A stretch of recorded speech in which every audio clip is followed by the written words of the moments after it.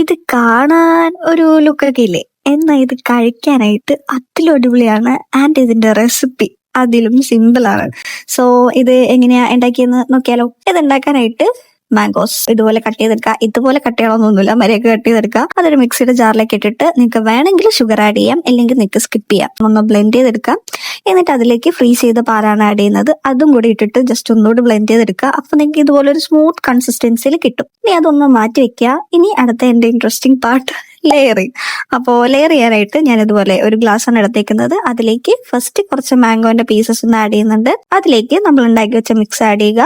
അതിലേക്ക് ഞാൻ വാനില ഐസ്ക്രീമിന്റെ ഒരു സ്കൂപ്പാണ് ഇട്ട് കൊടുക്കുന്നത്. അതിന് മേളിലേക്ക് സാഗോസ് ആഡ് ചെയ്യുക. ഇനി ഈ സംഭവം റിപ്പീറ്റ് ചെയ്യുക. അപ്പോൾ നമുക്ക് ഇങ്ങനെ കിട്ടും. ഇനി പ്രത്യേകിച്ച് ഒന്നുമില്ല, ഒരു സ്പൂൺ എടുക്കുക, അങ്ങോട്ട് കഴിക്കുക. എന്റെ അമ്മയെ ഭയങ്കര അടിപൊളി ടേസ്റ്റ് ആണ്. സോ നിങ്ങൾ ഒരു തവണ ഉണ്ടാക്കി നോക്കിയാൽ നിങ്ങൾ പിന്നെ ഉണ്ടാക്കി നോക്കും. അത്രയ്ക്ക് അടിപൊളിയാണ്. സോ ട്രൈ ചെയ്യാനായിട്ട് മറക്കരുത്. ആൻഡ് സബ്സ്ക്രൈബ് ചെയ്യാനും മറക്കരുത്.